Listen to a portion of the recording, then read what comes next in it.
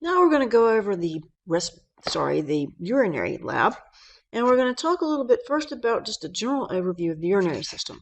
So to remind us what it does, it is supposed to excrete the waste from body fluid and then eliminate those wastes to the environment and maintain homeostasis of blood plasma and volume by regulating both the water and the solute concentrations. So we know that the kidney acts as a filter. We've seen the filtration process at the glomerulus, and then we've seen the absorption, resorption of valuable materials in the kidney tubuli, and we have also seen the secretion of waste products in the kidney tubuli as well. So let's look at the basic overview of the anatomy of the urinary system. Of course, we have our kidneys. We have our renal artery here in red and our renal vein here in blue, and they enter and exit respectively at the renal hilum. And then it's sort of this indention here on the side of the kidney. Then the urine is produced within the kidney and then will be conducted via the ureter to the urinary bladder. And from here, the urine will leave via the urethra. So those are the major parts of the urinary system. Now, let's talk about some of the layers of tissue that will provide support. Well, as we remember, we have our fibrous capsule, that is the outer part of the kidney. Outside of that, we have our perinephric fat. And this is all held in place by the renal fascia. Remember, all of this is retroperitoneal. And then we can look at the kidney model, which unfortunately I don't have one here, but I do have a very nice illustration that I will use and show you in just a little bit. And we'll look at it together, and we will look at all the major features of it and identify all of these structures just as we would had we had the kidney model in the lab. Finally, we need to review the kidney nephron again. So here we have our glomerulus, and this whole thing is a renal corpuscle. So this whole renal corpuscle here is this part. So this is pointing to this. The outer part of the renal corpuscle is the renal capsule, also known as Bowman's capsule. Now notice they have not shown the podocytes on the nephron, but as we know, the podocytes are continuous with the epithelium of the renal capsule. Now this arrow here is pointing right to that glomerulus. Here we have our afferent arteriole. Notice its diameter is slightly larger than that of the efferent arteriole. Once again, here is our Bowman's capsule. And then we have the process of filtration going on right here. So here we have filtration. Now then, once we have filtered our blood through the glomerulus, and now a lot of that plasma has escaped and become part of the filtrate, then we go into the proximal convoluted tubuli here.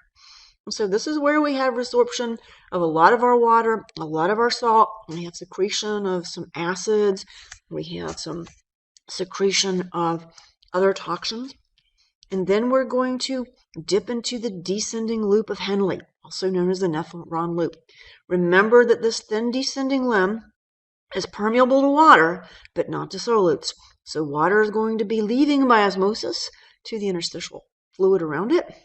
And as the filtrate turns the bend and starts to ascend on the ascending limb, then the characteristic of the ascending limb changes. So that now what we're going to have is we're going to have the active pumping of sodium and chloride out of this ascending limb, but now this ascending limb is impermeable to water. So now we're going to have salt concentration building up within this interstitium. We're also going to have the change in the osmolarity of the filtrate as we go through the loop of Henle. As we saw earlier, we're going to see it decrease from about 300 milliosmoles down to about 600, 900, and 1200 as we keep pulling water out of it and concentrating that solute concentration. And then by the time we get down here, we'll have a very high solute concentration. And as we ascend, then our sodium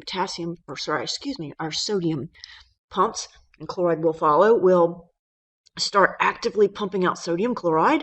And then because this is impermeable to water, water will stay in, and the filtrate will start to decrease in osmolarity until we get up here, it's about 100 milliosmoles. Then we have the fine-tuning of the filtrate concentration, what's in it, when we get to the distal convoluted tubuli. So we will have some secretion of hydrogens and other toxins. We will have some resorption going on here at the distal convoluted tubuli. Some, for example, recapturing of sodium ions, that will be aldosterone dependent. Some resorption of water, it should be this arrow. Some resorption of water that will be coming from the distal convoluted tubuli and the collecting duct, again under the influence of our antidiuretic hormone. So in this case here we have the resorption of probably sodium. Here we have the secretion of something, probably hydrogen ion. Then by the time we get into the collecting ducts, we're very close to our final product of urine. We will have a little bit more resorption of water depending on the presence of our antidiuretic hormone and the presence of aquaporins in these membranes. And then we will have some resorption or I should say secretion of things like hydrogen and or bicarbonate. And we will also have some leaving of urea, which will happen here at this part of the collecting duct, and it will be pulled back into the interstitium here to add to the osmolarity of the fluid in the interstitium. By the time we get here to our papillary duct, urine is in its final form. All right, so now unfortunately, we don't have anything in the microscope, but you have seen the ureter before in cross-section. You have seen how the lumen is not round at all, and you have your transitional epithelium. We have seen that before, and there's a picture of that in your book as well. And then this asks you to describe the three processes that result in the formation of urine. Well, we've already seen them. We've seen filtration, which happens only at the glomerulus.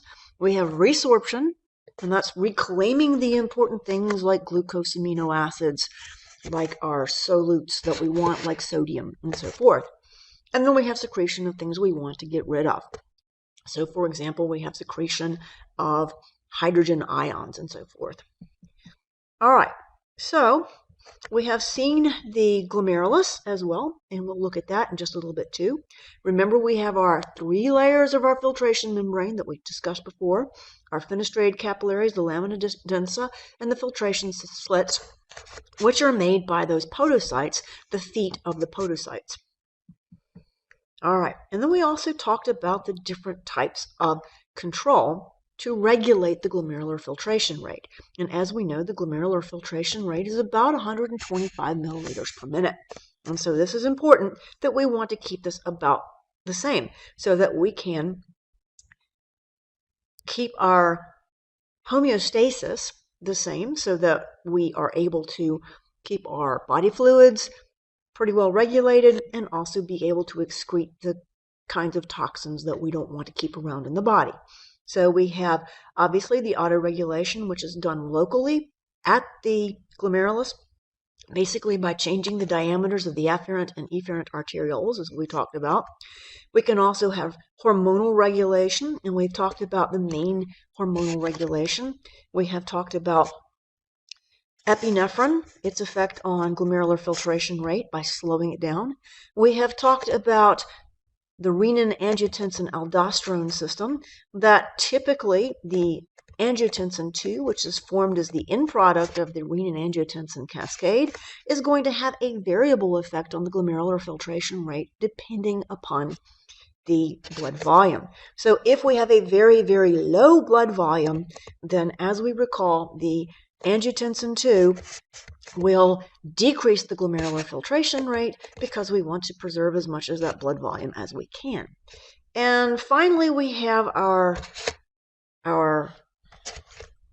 aldosterone and antidiuretic hormone. So antidiuretic hormone is going to cause the resorption of water by causing aquaporins, as we recall, to be inserted in that distal part, the distal convoluted tubuli, and the collecting ducts. And that allows water to be recaptured via osmosis out of the filtrate back into the interstitium, where it will then be picked up by capillaries and returned to blood circulation. We also have, as you recall, our aldosterone. We've talked about that. That's going to make the collecting duct in the distal convoluted tubule able to pick up sodium from the filtrate and bring it back into the interstitium once again to be preserved by the body. And then, of course, we have our autonomic regulation. As we've already seen, one of the hormones that we talked about is epinephrine. Well, that comes as a direct stimulation from the autonomic nervous system, but autonomic nervous system typically is going to decrease the glomerular filtration rate, because by increasing the glomerular filtration rate, we will increase the rate of urine produced. By decreasing the glomerular filtration rate, we will decrease the amount of urine produced. And when we have high sympathetic stimulation and our body is on high alert, what we don't want to do is be creating a lot of urine. All right, so next what I'm going to do is I'm going to show some nice pictures, illustrations, and these came from the anatomy flashcard set that you can get in the bookstore, and I know a lot of people don't have it, but I went ahead and got it. And now, because I don't have the model, I can go ahead and use it here in the class. So that's what we'll look at next. So now let's go over the model, and in lieu of the model, I'm going to be using the anatomy flashcards because they have a pretty nice detailed picture of a kidney. So here is our kidney, and here is our outer fibrous capsule. Below that, we have the renal cortex here, all of this. And then under that, we have the renal medulla. And the renal medulla is dominated by these renal pyramids. So here's a renal pyramid. Here's one in 3D that they've kind of extruded out of the picture. Here is a renal pyramid. And between the renal pyramids, we have the renal columns, which is very similar in composition to the renal cortex, but it dips in towards the renal sinus. All of this in here that contains the major and minor calyces in the renal pelvis, as well as these blood vessels, and there's going to be some fat in there too. All of this is the renal sinus. Now, the renal sinus contains within it the calyces. So here we have a minor calyx. Here we have a minor calyx. This is one draining from another renal pyramid that's behind us in the picture. Here is a minor calyx, and that's going to be draining into major calyces, which will then drain into the renal pelvis. The renal pelvis, as we know, then will exit as the ureter, or I should say the ureter is connected to the renal pelvis, and the urine will leave via the ureter to go to the urinary bladder. Now, where this indention is, right where the renal sinus begins, this indention is called the renal hilum. And this is the entrance way for our renal artery, which is going to turn into segmental arteries and interlobar arteries, and then our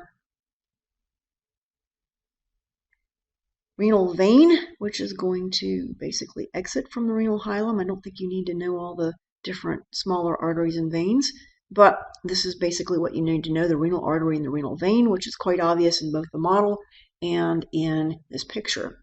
So we're not going to get too much into these. We're not going to know the renal corticate arteries, which are basically the cortical arteries that are cortical radiate arteries. I'll get that term out. You can see the little bitty nephrons or glomeruli coming off of them. Of course, we have our arcuate artery that's going to go around this thing, and that's giving rise to these cortical radiate arteries.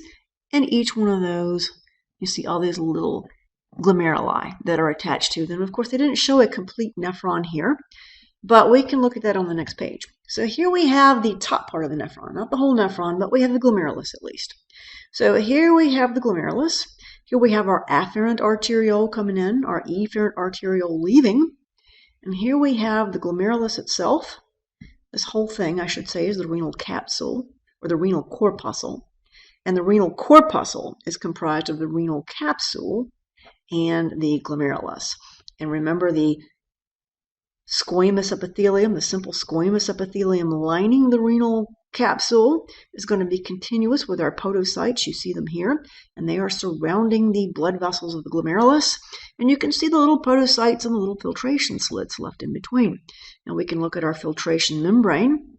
This blue part here is our dense layer, And then when we look at the endothelial lining of the capillaries, we see these little pores. It's fenestrated. That means it's got some pores in it, little holes in it. So these three things make the filtration membrane. The fenestrated capillaries, the dense layer, which is this blue part, and then we have the filtration slits that are made up of the little interstices between the podocytes, the little pedicels or foot processes of the podocytes. So here's our glomerulus, and this is, I should say, the whole renal corpuscle. So we have the renal capsule is the outer part of it, and notice how the endothelium of the capsule is continuous with the podocytes, I should say, covering the glomeruli. Then when we look over here, we're going to see the transition into the proximal convoluted tubuli. We are transitioning from our simple squamous to our simple cuboidal epithelium. And notice the microvilli on it. This is where we're going to have a lot of resorption and some secretion going on in here. But let's focus right now a little bit more on the nephron, or the capsule, corpuscle, I should say. And let's look at the juxtaglomerular apparatus, which is here. And here's our afferent arteriole coming in, our efferent arteriole leaving. Here is the distal convoluted tubuli that is going to make an interface between these two. And we have our macula densa here that's going to be sensitive to the concentrations of certain solutes. And so that will help guide what's going on in the juxtaglomerular complex, which is this bunch of cells between the afferent and efferent arterioles and the distal convoluted tubuli. And these will do things like release renin. We also have something called extraglomerular mesangial cells. We have intraglomerular mesangial cells that are going to be between the blood vessels here and will basically be regulating the diameter of the blood vessels. And a lot of our autoregulation is going to be occurring right here. So we can adjust the diameter of our afferent arteriole. If we make this wider, then more blood will flow in. If we make it narrower, then less blood will flow in and we'll reduce our glomerular filtration rate. By the same token, over here on the efferent arteriole, if we make this diameter narrower, well, then that's going to cause more blood to back up in the glomerulus and increase the filtration pressure, so that would increase our glomerular filtration rate. And if we were to dilate the lumen of the efferent arteriole, well, that would allow blood to leave faster. So it doesn't spend as much time in here, and it's not under as much pressure. So that would decrease our glomerular filtration rate. And then, of course, we can vary the diameter, the luminal diameters of the glomerulus itself, or I should say the capillaries of the glomerulus. And so we would see that these things could be wide and have lots of blood flowing in, or they could be narrowed down and restricting the amount of blood that gets in there. So then we can see, what else can we see in this picture that's really cool? We see red blood cells, obviously. Well, red blood cells cannot slip through this filtration membrane, nor can albumins.